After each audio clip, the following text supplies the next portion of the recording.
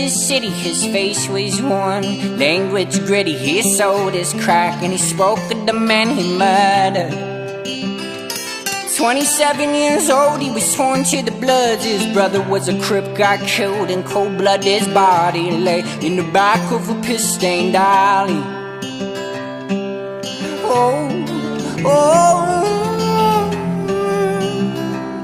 The scars he wore was proof of the time he was shot in the slum. His own mother's gun, she was high on pills and drunk as fuck on whiskey. Well, he stumbled away with a bullet in his leg, adrenaline pumping, didn't feel a thing.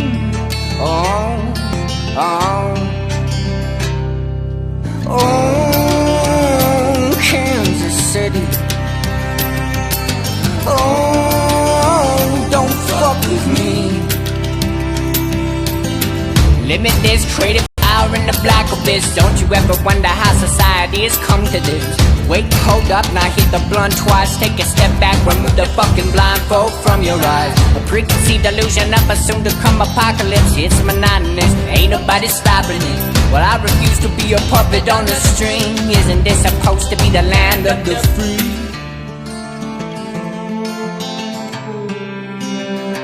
Well, it was 100-foot tree coming from a seed that we could plant in everyone's mind. It's a spiderweb effect from here. So tell me, are we living just to die, my dear?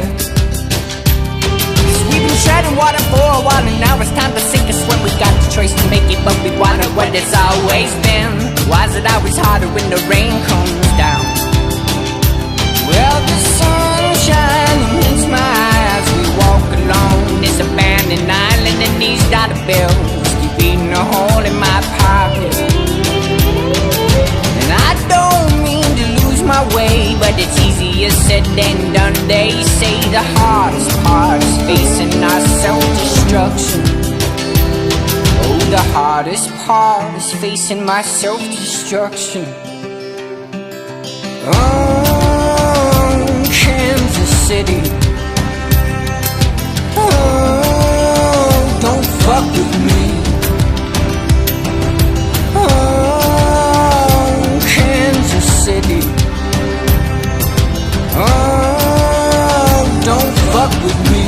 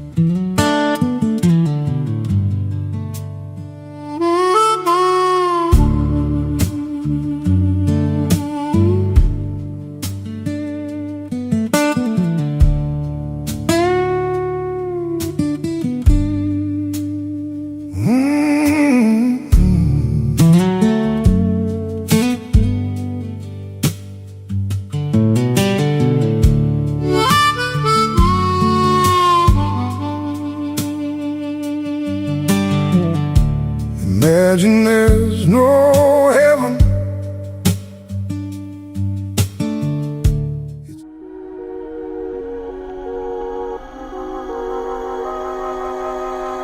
Now tell me, why'd you have to walk me to the dark side?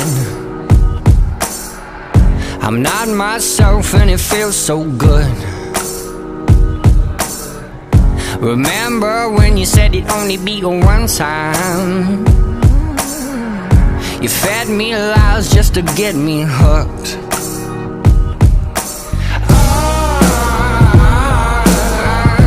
Thought you'd keep the pain away.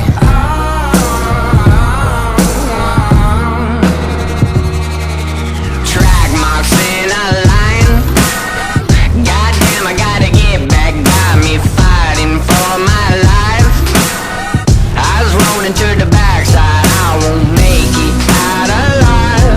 I'm running out of time.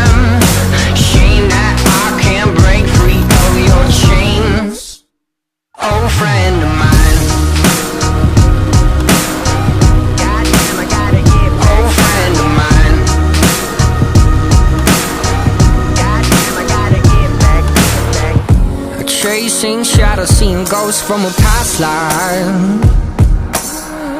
This empty room's gonna be my grave. The sun is gone, all that's left is the black light. You're just dirt running through my veins.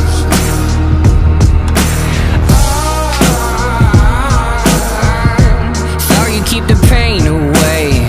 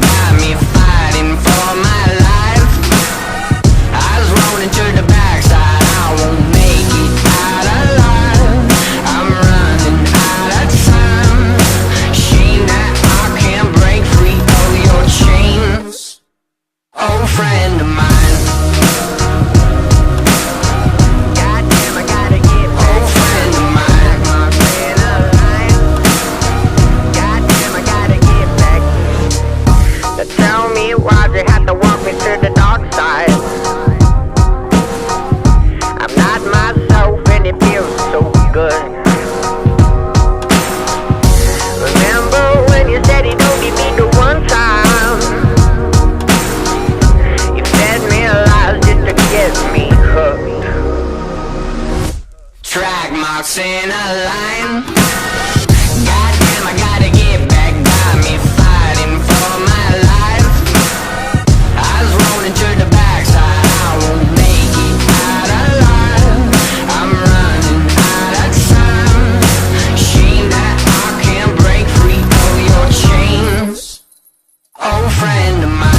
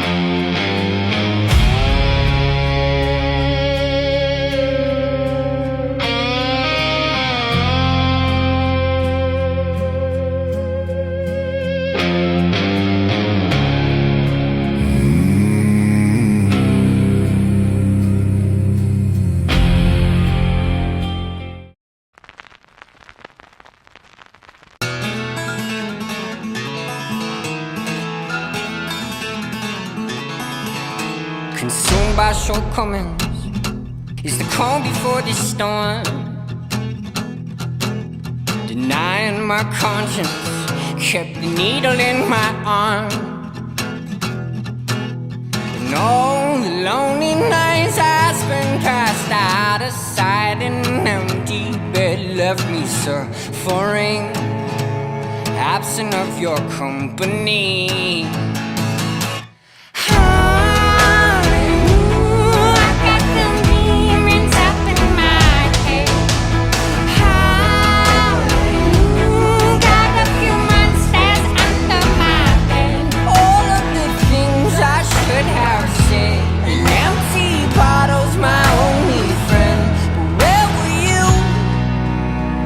Tell me, where were you?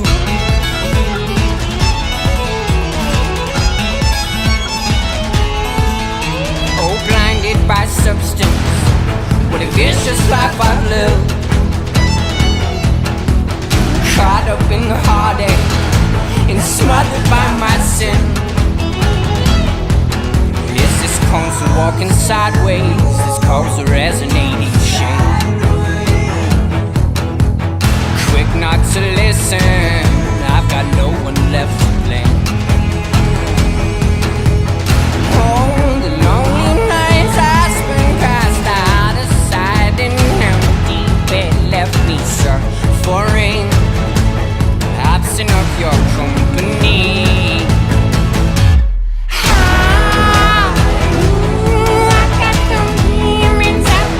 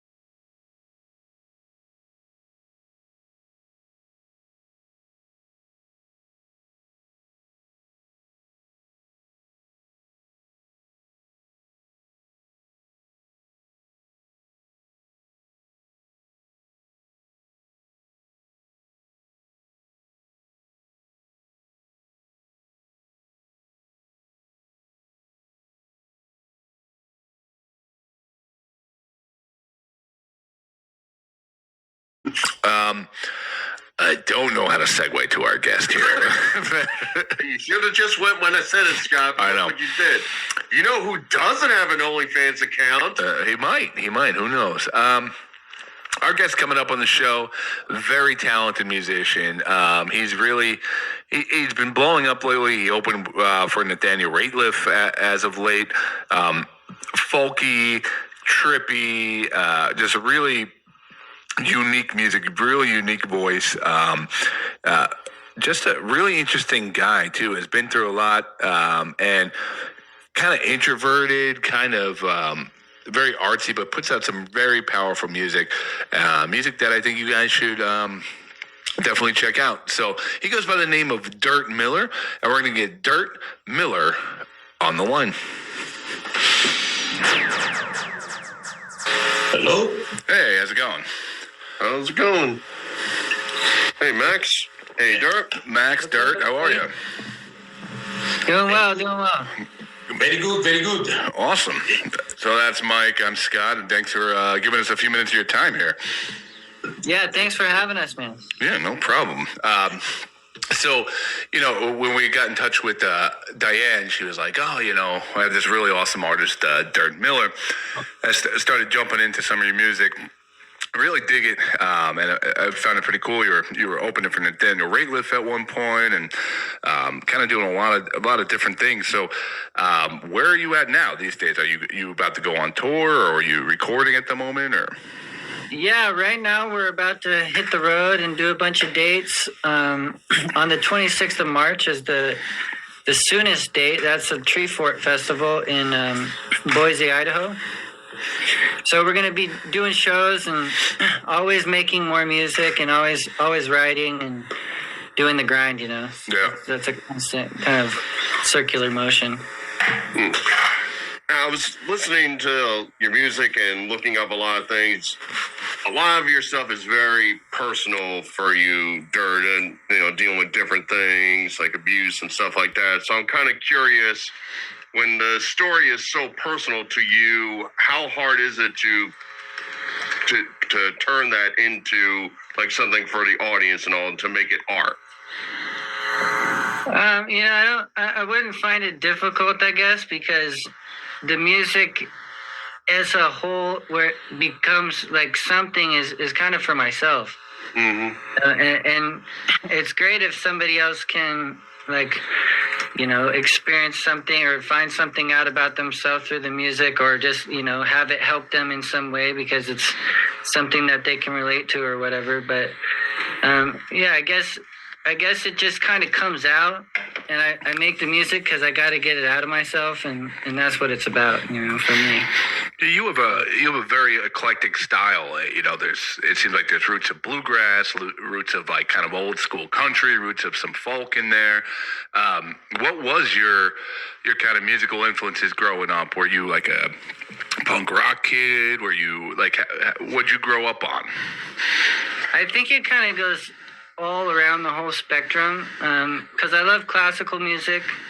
I love the blues. I love like old Delta blues. And when I was growing up, I also played a lot of metal and stuff. Really? I love metal, like really heavy technical metal I like. And also I grew up as a pastor's kid in the church. My folks were really pastors. Interesting. So yeah, the whole spectrum of music is very wide for me, for my listening purposes and for what I've played. I played also in like a little bluegrass kind of band, folk band. So yeah, I don't know. It kind of my genres are very vast, I would say, I guess. Did that church upbringing, was there a lot of music involved in that too, or? Because of my parents were involved in like the whole music portion of the church, so yeah, I was always around music, and that's kind of where I started playing music, was in the church, and then kind of rebelled and did the whole thing. Yeah. After that, you get out. Right. Start to play everything. Yeah. Now, Max, why don't you tell us a little about how you got in touch with Dirt and how you started working with him? Was actually a very occasional things. I'm always looking as a producer and as a musician. I'm always looking for great artists, meaning serious artists that they know what they're doing. And we were at one point I was in an house with some friends, and Dirt come out and start to play a guitar and voice, 2 songs, and he blew me away in terms that pretty much he just incredible. Like one of these guys that is perfect tune, play guitar like crazy, and I'm a guitar player too, so I know exactly what I'm talking about. And so he just I will say, okay, that's it. This is the next master on this genre. And then of course, as he says, he does pretty much everything. He's a mix of Americana, folk, country, Sure. and he played not only sing, like he's one of these guys that you put in the booth, one take is done, and the guitars the same things. He's so prepared, he's so incredibly eclectic that I fall in love with him immediately. Fall in love musically. So I'm coming from different style. I'm a classical musician. I studied 10 years of conservatory in Rome, in Italy. Okay. So when did you get into actually producing and working with other musicians? I start in Italy, and so I was in the 80s. I was completely on the dance music. I was one of the first one to do dance club, and after that I came here with Giorgio Moroder, and I did a lot big artists, Elton John, Donna Summer, as a producer, and so after that songwriting, and because my training 10 years in conservatory classical music. That's when me and Dirt, we decided to go fully acoustic, because he's obviously his style is full acoustic. Sure. Even if I says to him, you don't need me, you just need the guitar and the voice, you are a master. But he was insisting that, okay, so at one point we just decided to go full blow with cellos, real cello, everything is real, everything is acoustic. Yeah. So that is and I love that, obviously, coming from that background. Obviously, I love that kind of landscape. It's so beautiful with his voice and with the guitar and cello and violin and fiddle and all this stuff. So I don't need to sell him. He just needs to sell himself. He's great. Yeah, I wanted to ask you, Dirt, about your singing. You come off as kind of a low-key kind of guy, very relaxed, but your singing is very, very, very unique. It's you have a very unique tone to your voice, and it doesn't quite match anything I really can think of. So I was curious, were you always singing, or were you kind of behind the mic before that and just playing instruments? Yeah, actually, I think at around, I asked my mom this a little while ago, I was trying to figure it out, but I think about 9 years old, I started playing the drums. And then I played piano for a while and sort of dabbled a little bit on the guitar, but I probably didn't really take my singing seriously till I was 16 or so. Right. I started kind of writing music on the piano and singing with the piano, and then I got into the whole metal thing, and I was a guitar player, primarily guitar. And then, I ended up doing a bunch of drugs and sold all my guitar stuff, or some of it got stolen, and all I had left was an acoustic guitar, so I started playing that. Yeah, because you're like one of those guys I'm talking to, and even just hearing your voice now, I can't picture the voice that I hear on the recordings coming out of you. It's it's pretty amazing. Yeah. Yeah, man. Yeah, it's been a journey. The singing's fun though. It's very expressive. It's a nice tool. He's as I told you before, he's apart the lead vocal, obviously, is incredible. The expression, the interpretation, how everything flew with him is incredible. But apart that, he also does all his backgrounds. So, and his background are so unique, so different that, like you say, it is impossible to say, he resembling someone. No, he doesn't. It's just him. And that's what I think, that is the secret eventually of his, success eventually is going to be out there at big time. So, sorry, I talk too much. Okay. Oh, no problem. No problem. Scott loves it when I shut up. Yeah, I was going to say Mike talks too much, not you. Now, one of the videos you, Blinded by Substance, you actually teamed up with somebody from the Marvel movies, Jonathan Winbush. I'm kind of curious of how that relationship came and how it was working with them on getting that vision out.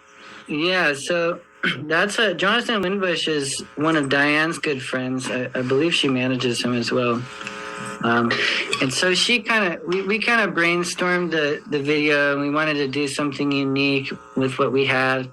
We didn't have much at the time as far as gear and stuff, so we wanted to go this kind of animated thing, and I was trying a bunch of effects and different things, and so it was kind of a cool collaboration. But we brought him in, and he really changed the whole thing from what we thought it was going to be, and added a bunch of really awesome effects. And that was a very smooth process. It was we sent him the little things that we had done, which wasn't that great, but there was some different effects and some things in there, and he switched it all up and made it what it was. And there's a lot of there's little secret things in the videos too. I don't know if you ever noticed. There's in the trees, there's little needles falling from the trees. They're pretty small. You can't really notice it, but originally I wanted to be kind of graphic about the video, but Di, she advised me that we probably shouldn't go that graphic or whatever.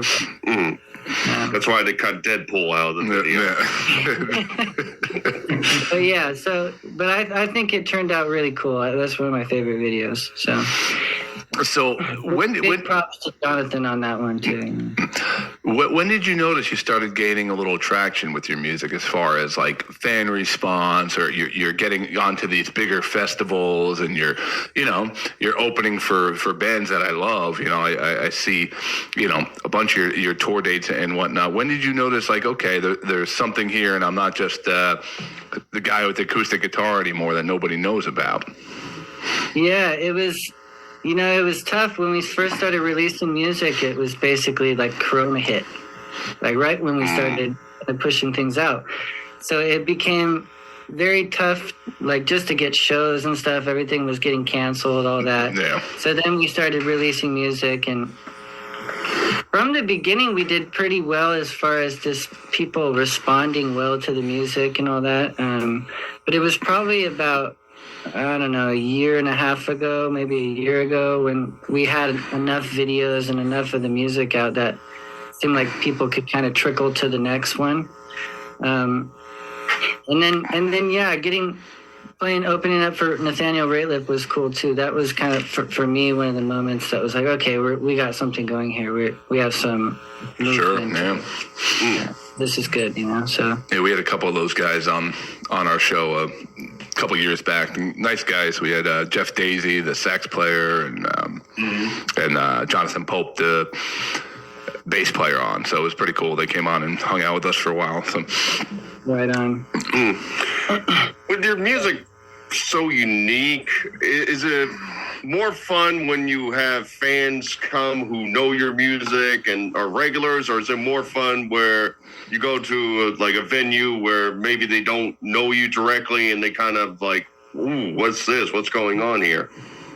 Yeah, I do like to. I guess I like just being the random guy that nobody knows. Sometimes it's kind of funny because I'm not too good at talking, so normally I'll say something that's kind of doesn't make that much sense in the beginning of my set, and they'll all look at me a little funny, and then I'll play, And it's interesting to see how people open up to you as you start playing and as they're hearing what you're doing and everything. But overall, I don't know. For me, the most, I guess, is I like hearing when someone's oh man, that song really helped me, or oh wow, that's what I feel in my life right now, because it's all expression of emotion. So if you can hit somebody with the actual emotion that you're trying to put out and it comes back to you, it's like, okay, I did something right. As you're starting to record and get out there more and get your music to more people, have you felt any, like, because you are so eclectic and you do have, like you said, multiple backgrounds, do you have any pressure from anybody to okay, we want your sound to kind of go this way, or have you basically been able to have all control over that? No, it's pretty much all control, and that's what's really great about it. It's just me, it's just me and Max. We get to do whatever we want. We both don't like rules. We both, don't really care if there's at least I don't care if there's a bridge to just like slap an instrumental on the end. I don't really care about the universal code of what a song is supposed to be. So that's what we just get to do whatever we want. Look, guys. If we continue, if everybody goes like everybody else goes, music is never going to be original. Sure. So when arrive people like Jimi Hendrix, has his sound. Who's that?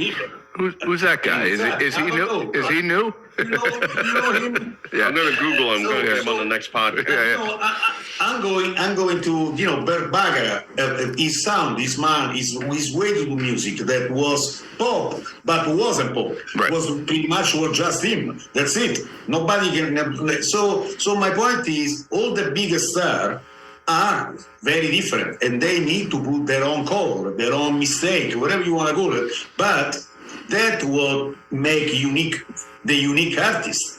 And so when we start with Dirt, because he already was so unique, I didn't try even for a minute tell him, hey man, why we don't do more pop easy stuff?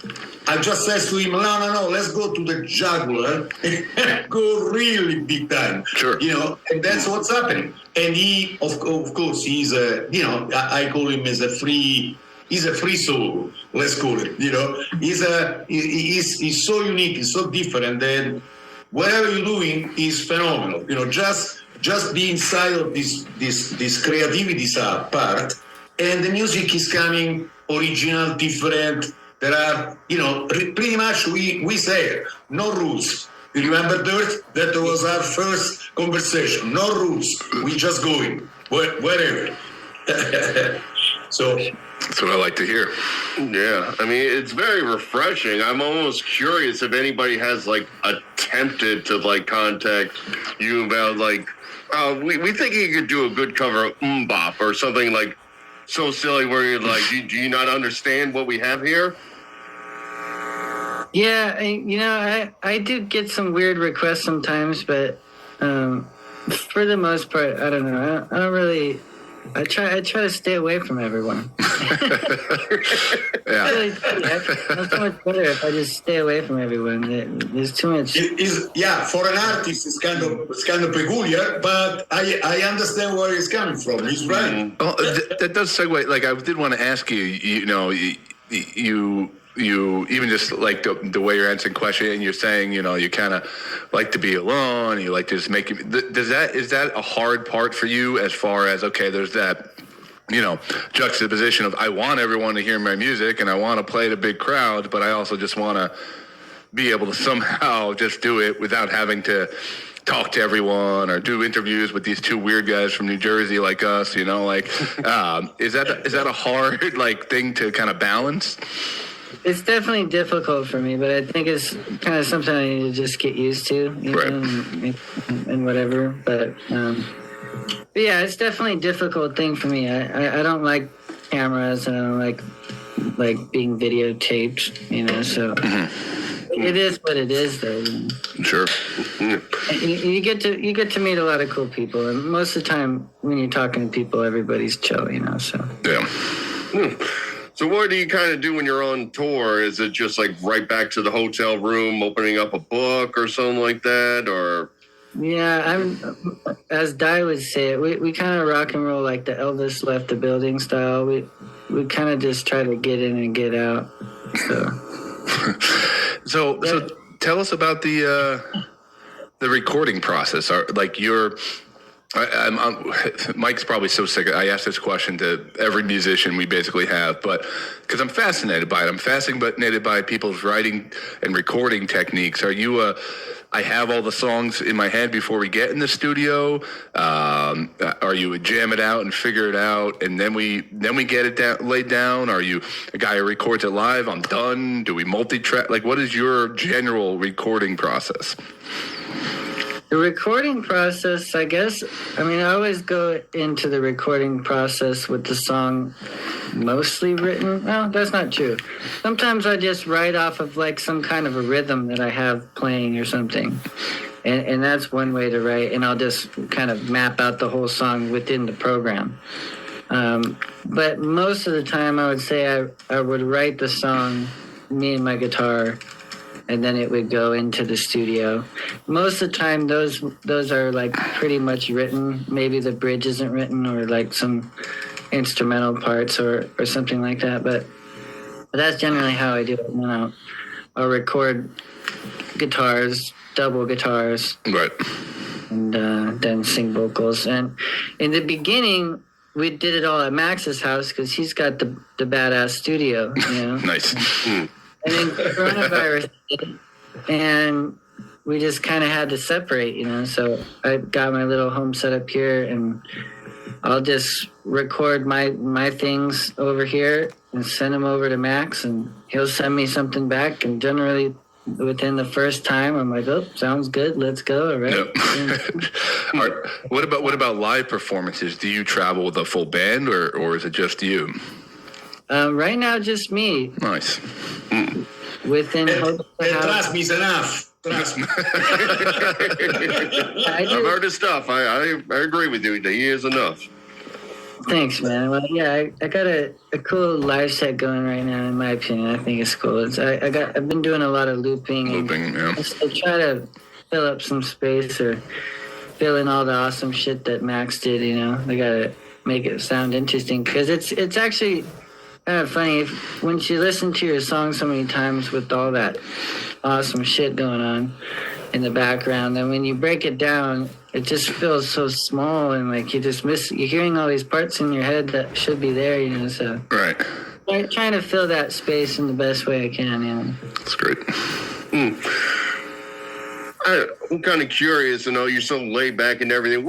Just a random question. What is your idea of like the perfect vacation, out of curiosity? Are you just a homebody? Are you going to tropical islands? If he says he goes like clubbing in Miami, it's gonna blow my mind, you know. No, do not answer. Do not answer. Do not answer this question. You have to answer it. It's legally binding. Okay, well, I would say, I mean, the perfect vacation's definitely away from everyone, in either like on a tropical island probably, or like, you know, hanging out in the jungle, or in the woods somewhere by a river or by a lake or by some water with the fire, you know. Yeah, that sounds good to me too. Yeah, that's to me too. Yeah. So, yeah, I like to go camping and hike the cool shit. So, Dirt, before you go, first I want to thank you and Max, for coming on the show. If people want to check out all things Dirt Miller, where to get your music, where you're going to be at, where is the best place for them to go? Best place to go would be my Instagram, and that's at Dirt Miller Music. That's where I'm most frequently posting. I don't really do too much social media. I try not to. So, yeah, generally there's like a master link to everything that I'm doing on that. Great. Instagram. So awesome. Anything else, Mike? Or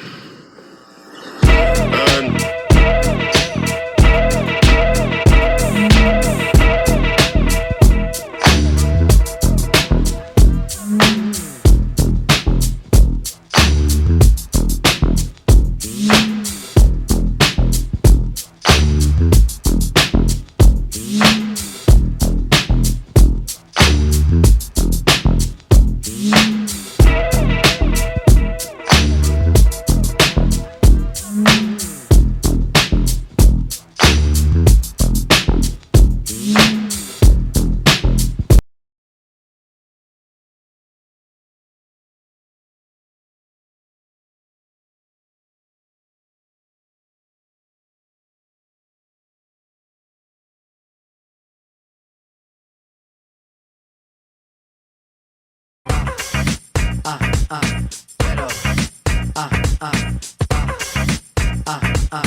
real. Come on, got it. Got it. Everybody got a deal. Everybody got a deal. Everybody got a deal. Without